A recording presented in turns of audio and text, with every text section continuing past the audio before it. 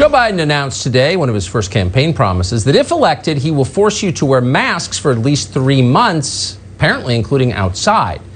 He didn't offer any details or any science to explain why we must do this. We must do it anyway, says Joe Biden. Watch. Every single American should be wearing a mask when they're outside for the next 3 months at a minimum. Every governor should mandate mandatory mask wearing.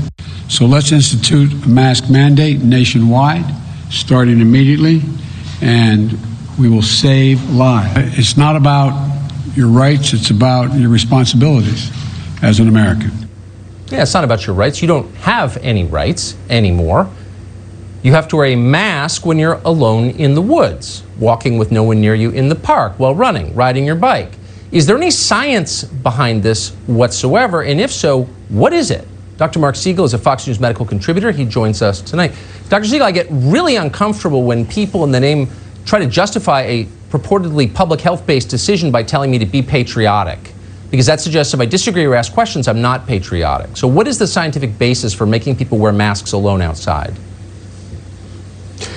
Good evening, Tucker. It's the politics of fear and the power of science. The politics of fear, big government edition, as you just said. Now, what is the science behind this? Well, there are some recent studies that show that masking, if you use them properly, in proper conditions, when you're close together or when you're indoors, when the ventilation is poor, that they likely decrease the amount of viral spread. And that was shown in several hotspot states and Washington, D.C., and in a couple of other studies. There's also been simulations that show that masking may help decrease the spread of the virus. Now, that's not proof. It's enough for me to like the idea of masks. But here comes the politics of fear, big government edition.